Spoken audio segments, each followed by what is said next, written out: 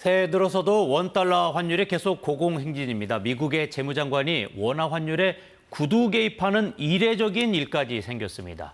경제산업부 최인영 기자와 함께 이와 관련해 다각적으로 짚어보도록 하겠습니다. 안녕하세요. 자, 지금 원달러 환율 오늘도 계속 오르고 있는 모습입니까? 네, 맞습니다. 오늘 환율은 어제보다 0.3원 오른 달러당 1,470원으로 시작했습니다. 이후 상승폭이 확대돼서 1,473원대에서 오르내리고 있습니다. 네. 새해 들어 오늘까지 외환 시장이 11거래일 열렸는데 어제 하루만 빼고 다 상승장입니다. 어제 하루 일시적으로 빠졌던 거가 미국 재무장관이 한마디해서 그랬다. 그런 거 같은데 그 효과가 오래가지 않았군요. 네, 일단은 그렇게 보입니다. 베센트 미 재무장관은 현지 시각 14일 한국의 외환 시장에 구두 개입하는 메시지를 냈습니다. 네. 베센트 장관은 현재의 원화 약세가 한국의 견고한 경제 기초 여건과 부합하지 않는다 이렇게 강조했는데요. 베센트 장관 발언 직후에 환율은 출렁했고 야간 역외 거래에서 1달러에 1,462원까지 빠졌습니다. 하지만 다시 상승폭을 키워서 1,469.7원에 마감했습니다. 하루 전보다 7.8원 내리는데 그쳤고 미국 재무장관이 등판했는데도 하락폭이 작았다. 이런 평가가 지배적이었습니다.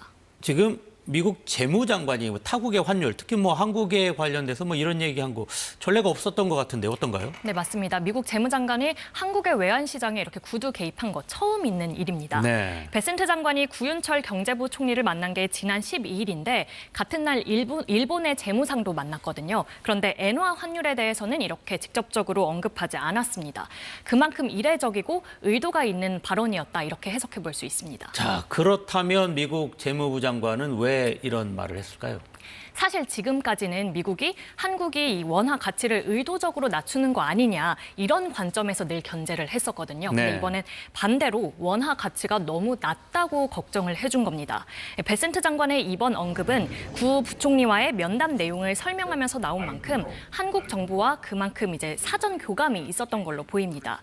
또 원화 가치가 과도하게 떨어지면 이 한국의 3,500억 달러 대미 투자 이행에 악영향을 미칠 수 있겠다 이렇게 걱정한 걸로도 보입니다. 지금 궁금한 거가 이렇게 한국의 원화 가치가 떨어지는 거, 그다음에 한국의 대미 투자 이행에 영향을 미치는 거. 이 둘의 관계가 어떻길래 이런 얘기가 나오는 거죠? 네, 일단 이렇게 보시면 됩니다. 지금 환율이 계속 오르는 건 이 국내 외환 시장에 달러가 부족하다는 뜻이잖아요. 네. 부족하니까 비싸지는 거고. 근데 한국은 올해부터 이 미국에 최대 200억 달러씩을 투자하기로 했거든요. 안 그래도 부족한 달러가 더 부족해질 수 있는 겁니다. 네. 그런데 한미 합의문을 보면요. 한국의 외환 시장 안정성을 해치지 않는 한도 내에서 대미 투자를 한다 전제가 있습니다. 네. 그러니까 한국의 환율 사정이 지나치게 악화하면 한국은 대미 투자를 미룰 수 있는 명분이 생기는 겁니다. 그런 상황까지는 이게 미국도 바라지 않으니까 미국 재무장관이 직접 등판했겠다 이렇게 예상해 볼 수 있습니다. 자, 그럼 그렇게 직접 나서기까지 했는데 효과가 이렇게 오래가지 않은 거, 이거 무엇 때문이라고 봐야 합니까? 일단 구두 개입뿐이었기 때문입니다. 말만으로는 한계가 분명한 건데요. 네. 이 베센트 장관 발언으로 환율이 일시적으로 급락하자 다들 이때다 싶어서 환율을 오히려 더 싸게 사려는 매수세가 이어졌기 때문입니다. 네. 이 전문가 얘기 들어보시죠. 달러에 대한 기대 심리는 아직은 좀 강한 것 같아요. 해외 투자다라는 심리가 워낙 강하기 때문에 내려오면 산다. 네, 이른바 사재기 수요가 몰린 건데 이렇게 달러를 살려는 심리가 뜨거운데 실질적인 조치 없이 구두 개입만으로는 효과가 제한적이겠죠.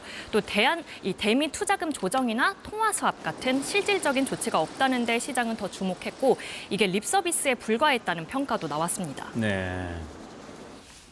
원화가 불안해지면 200억 달러 못 넣는다. 아마 그런 얘기 했을 것 같아요. 그런 이제 립 서비스를 해준 거죠. 자, 이렇게 미국의 재무장관까지 나서가지고 뭔가를 좀 하려고 했는데 효과도 미비하고, 그렇게 되면 우리 정부 입장에서 고민 깊어질 수밖에 없는데 어떻게 대응해야 합니까? 네, 그래서 우리 정부도 이 추가 조치를 예고를 했습니다. 재정경제부는 자본 이동을 관리하는 정책 등을 검토하고 있다고 밝혔는데요. 이 자본 이동 관리, 즉 원화로 달러 사는 거를 제한할 수 있다는 취지입니다. 2000년대 이후 계속된 외환 거래 자유화와 다른 흐름인데 네. 대상은 일단 금융기관으로 한정했습니다. 해외 투자 규모에 상한을 두거나 외환 거래 시에 증거금을 내게 하는 방안들이 이제 전문가들 관측으로 있었는데 관측일 뿐이고 사실 예측할 수 수는 없습니다. 정부도 이 방안에 대해서는 말을 아끼고 있습니다. 네, 그렇군요. 자, 지금 어떻습니까? 뭐 새해 초부터 이제 환율이 지금 뭐 최대 경제 변수가 되고 있는데 뭐 이런 상황이라면은 당분간 금리 결정 이런 부분에도 영향을 줄 것 같습니다. 네, 맞습니다. 한국은행도 그 부분을 공식적으로 인정했습니다. 금융통화위원회는 어제 기준금리를 연 2.5%로 동결했습니다. 지난해 7월부터 5차례 연속 동결인데요. 네. 이창용 한은 총재는 기자간담회에서 환율이 이번 금리 동결의 중요 이유였다 이렇게 말씀을 했습니다. 지난해 11월까지 줄곧 의견문에 담겨온 금리 인하 문구도 이번에는 빼버렸습니다. 하지만 그러면서도 환율만 보고 금리를 결정할 수는 없다고 선을 그었는데요. 이 총재 발언 한번 들어보시죠. 환율을 금리로 잡으려면 한 25bp 뭐 이렇게 잡아서는 안 되고요. 한 200bp, 300bp 올려야 됩니다. 그때 수많은 사람이 고통받을 수 있습니다.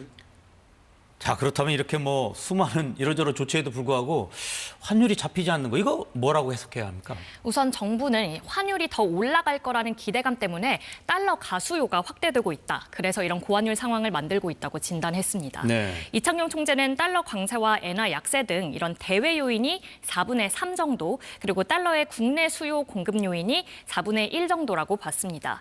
또 이달 초부터 서학개미의 해외 투자가 급증한 거는 분명하다면서도 또 개인 입장에선 이제 합리적인 결정이다 이렇게 책임론엔 거리를 뒀는데요. 정부는 일단 우리 경제의 펀더멘털이 강한 점을 강화할 때 이 지금의 원화 수준은 합당하지 않다 이렇게 설명했습니다. 정부가 앞으로 내놓을 추가 조치들이 달러 사자 심리를 식힐 수 있을지 아니면 앞으로 더 근본적인 조치가 필요할지는 논쟁이 뜨거울 것 같습니다. 네, 알겠습니다. 오늘 여기까지 듣도록 하겠습니다. 지금까지 최인영 기자와 함께했습니다. 고맙습니다.